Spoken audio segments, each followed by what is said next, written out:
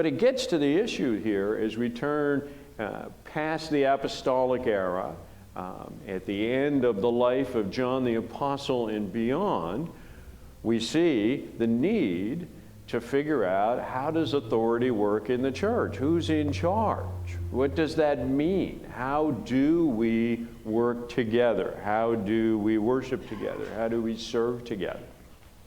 And so next slide.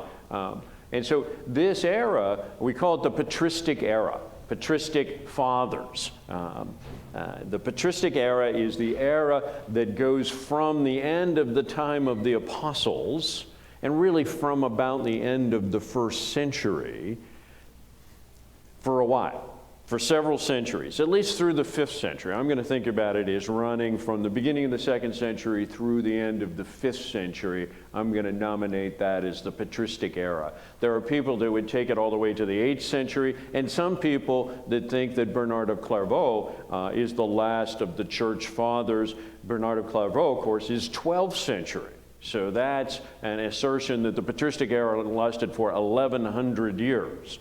So I'm not going to do that. I'm going to stick with the idea that the Patristic Era runs for about 400 years. But it's the era of the church after the apostles and really through the remainder of the Roman era in the West until after the fall of Rome, the city. And so, but this is a significant period where the church is attempting to figure out what are some fundamental ways that we understand how authority works in the church, how we work together, how we live together, how we form and build the church. What does that mean? At the end of the first century, churches are mostly house churches.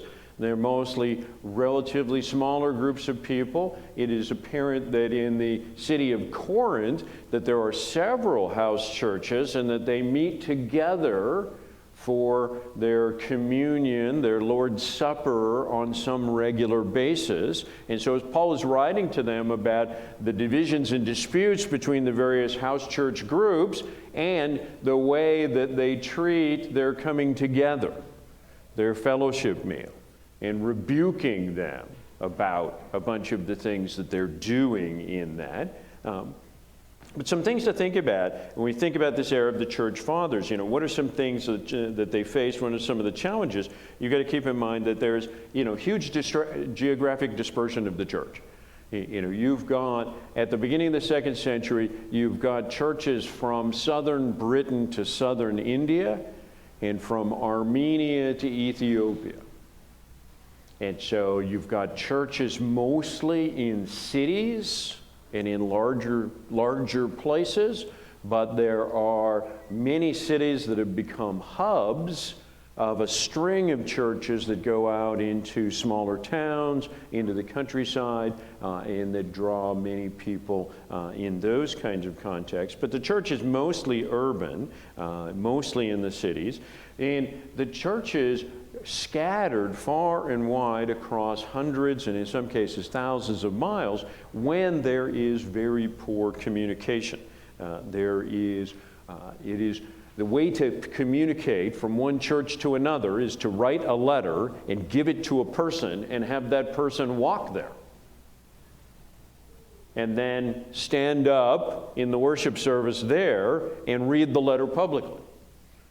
That's how you communicate between churches and between places at the time. And so sometimes somebody would write a letter and they would make many copies of it and they would send many people out to go to different places to carry this letter and to go read it.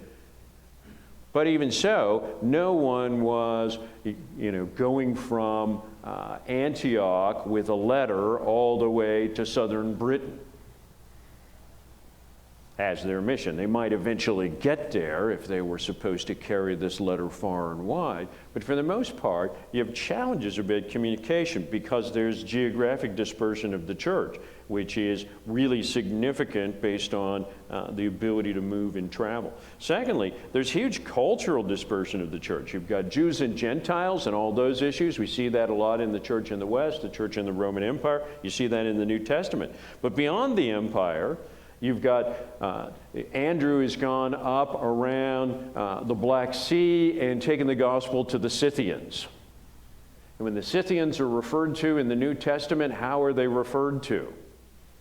They're only referred to, I think, twice in the New Testament in letters. In both times, they're referred to functionally as barbarians. They were people who were outside the Roman Empire. They were more tribal kinds of people. The Romans viewed them as barbaric. Okay? They were people that lived in villages and did not have the kind of culture that Romans did. And so people that were raised within the Roman Empire always looked down on Scythians. And Andrew had taken the gospel to the Scythians. And Paul says that the Scythians are part of the church. Welcome them. Jews and Greeks, slaves and free, Scythians and Romans. So there's huge cultural difference. That doesn't even account for the fact that the churches in Parthia, the churches in India, the churches in Ethiopia, and all these places are very culturally distinct. And so you've got huge cultural dispersion. You've got the church fathers are having to figure out, how do we follow the apostles? What does it mean to follow the apostles? We know that no one else gets to be appointed an apostle. So what do we do now that there are not apostles? Where do we go? What's next? How do we record and codify the things the apostles taught and said? What does that look like? How do we provide this word? How do we provide the things that the apostles taught in ways that people can be instructed as members of the flock? How do we deal with all the questions that arise along the way, with the growing number of heresies that are pulling people away? How do we confront error and untruth? How do we define what truth is acceptable, what truth is true, what truth we really believe? How do we know for sure what it is that we believe? And as we reach the end of the first century, we begin to see that the persecution that happened under Nero in AD 63, 64, 65 is maybe not a one-off thing. There are people coming out of Nero's persecution that believe that because people in Rome and across the empire believed after Nero's death that Nero had been the worst emperor ever. And that because Nero was the worst emperor ever, that the stuff that Nero did was so different than what anybody else had done that it was in a separate category. And so that the things that Nero had done, no one would ever do again, because no one would be like Nero. We would never have another emperor who would be like that. We'd all be good. So Domitian, as the emperor in 95-96, begins a persecution of Christians. There's a lot of people in the church that are confused by this because they thought that the Nero thing was sort of a one-off. And this is what many people in the Roman Empire thought. But as we get to the end of the first century, it's become apparent that it depends on who's sitting in the emperor's seat, whether there will be persecution in the Roman Empire or not, and that there is going to be persecution in some local places across the Roman Empire, regardless of that, and that beyond the empire, there is going to be persecution for a wide variety of reasons as well. And so that persecution is going to be part of what the church is going to have to deal with potentially over the long term. And so we think about how did the church fathers respond? The writing of letters to churches continues. The letters that you see from the 2nd century and beyond that were written by the church fathers, when you sit down and read them, for me, they don't read like the New Testament. We don't believe that they're inspired, and to me, they don't read like they are. The level of theology, it just seems to me, and to many other people down through the years, is that it's not so much. that these are people that they understood less than Paul and Peter and others who wrote in the New Testament. So, but the writing of letters continues, and an interesting thing happens. Who wrote most of the New Testament? Most of the New Testament is written by Jews. Okay? Luke is the non-Jewish author of note in the New Testament. Okay? But the rest of the New Testament is almost all written by Jews.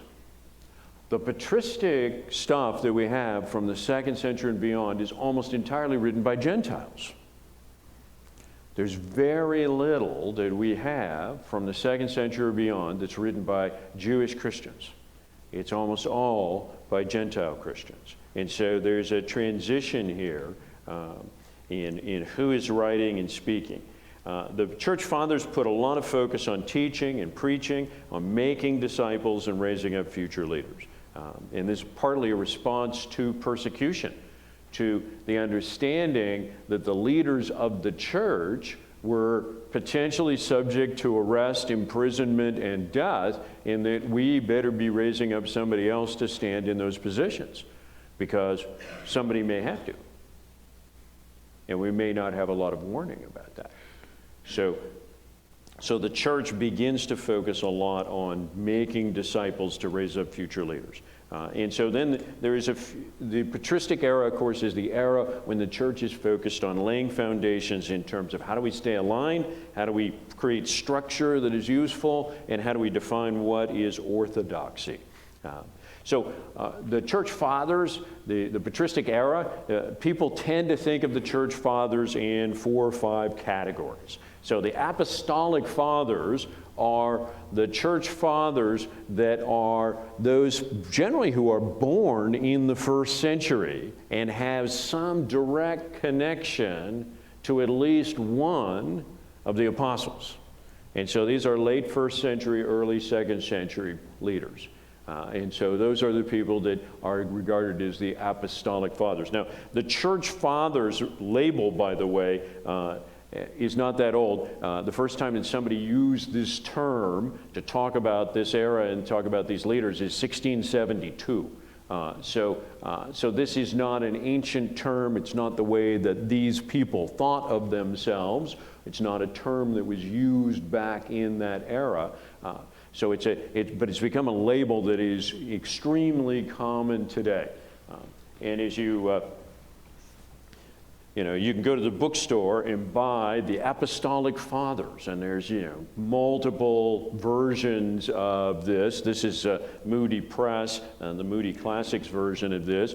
But this is a collection of writings of 1st century, late 1st century, early 2nd century Christian leaders.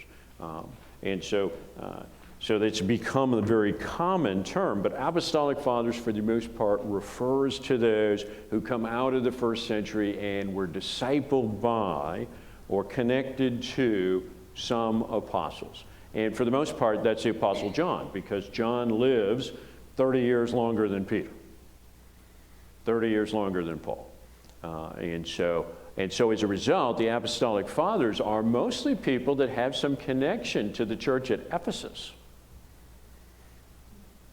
because of that. So the Greek fathers, Latin fathers, Syriac fathers, these are groupings that are based on what language did they write in. Okay? So there's people that wrote in Greek,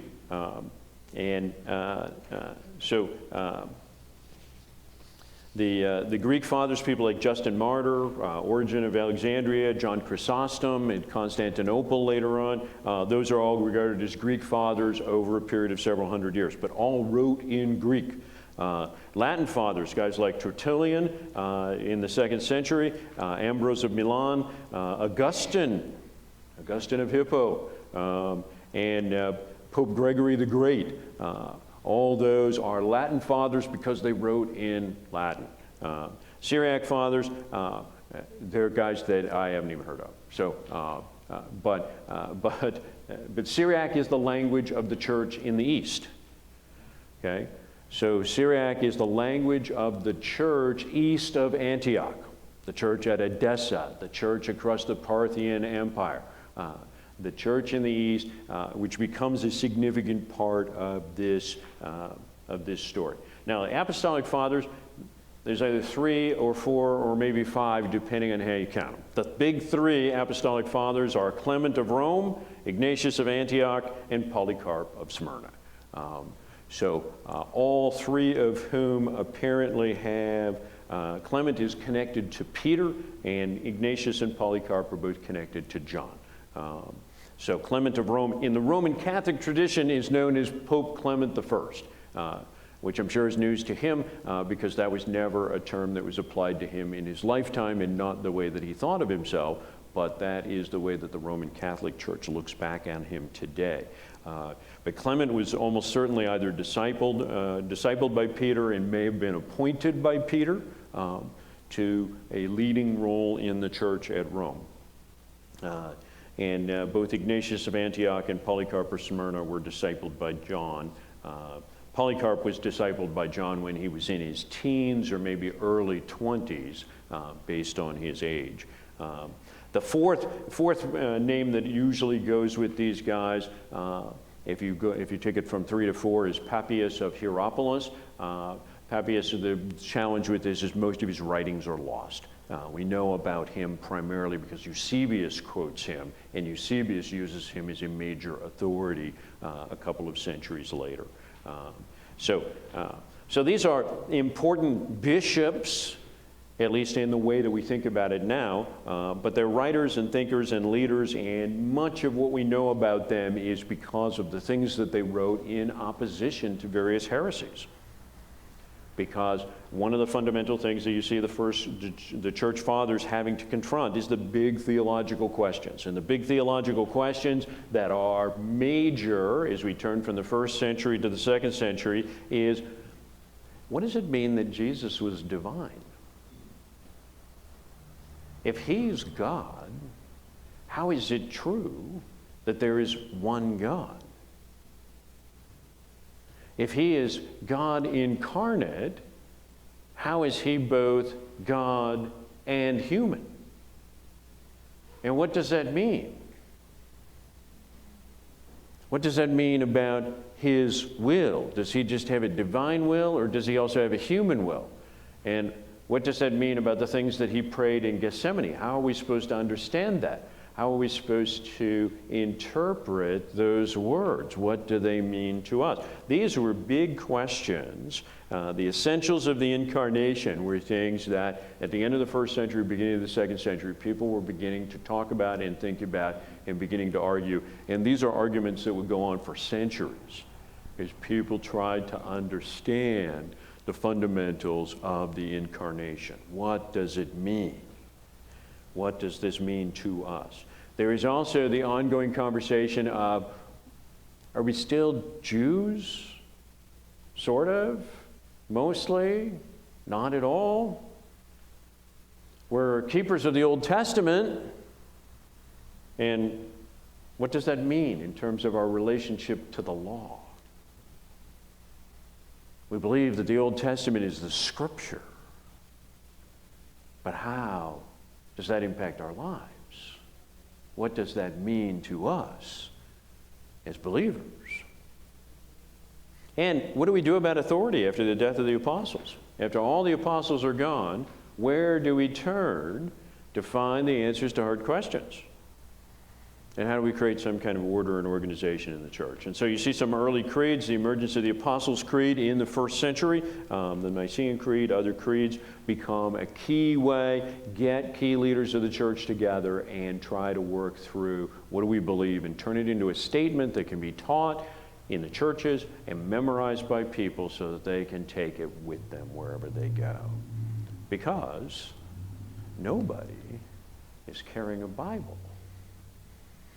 Because if you have all this scripture, your collection of scrolls means that you pretty much have to have like a cart to carry it around with you, right? Or a helper who carries your big group rolls of all the scrolls. And that's super costly. And so you look at we create a creed, people memorize the creed, we teach people the creed in church, and they carry the creed around in their head. But we do see a series of increasing persecutions, which is really dependent on who's emperor. And the Patristic Era is marked in the Roman Empire by two great plagues. In the middle of the 2nd century, there is a plague that sweeps across the Roman Empire that is almost certainly smallpox. It eventually kills the emperor himself, Marcus Aurelius, but it kills probably about 1/3 of the people in the Roman Empire. So, we're dealing with a pandemic right now, and people are very concerned, and, I don't want to make light of that, but the pandemic that we're dealing with is not like that, okay? It is just not. And for those that are struggling with, how does the church live through this? The church lived through the great Roman smallpox, okay, which killed probably 1/3 of the people in the empire. And a century after smallpox swept across the Roman Empire, there was a second great plague, probably the German measles, and that killed a major portion of the population, such that in AD 400, the population of the Roman Empire was smaller than it had been in AD 100, and the empire hadn't lost any ground. Had the same number of square miles, basically, but fewer people. So, and then there's just the issues of what does it mean, the connection to Judaism, keeping in mind that in the New Testament era, Christians had the status of Jews, a Jewish sect in the Roman Empire, and to some extent elsewhere. When Thomas goes to southern India, there are already Jewish communities in southern India. There are Jews who've gone there as traders, as merchants, and he starts to build the church from within those Jewish communities. And so there is a connection to Judaism. There is a major Jewish church for centuries, but there is a slow parting that's going on. So these are all things that the era of the church fathers are significant things to be thinking about, larger issues here.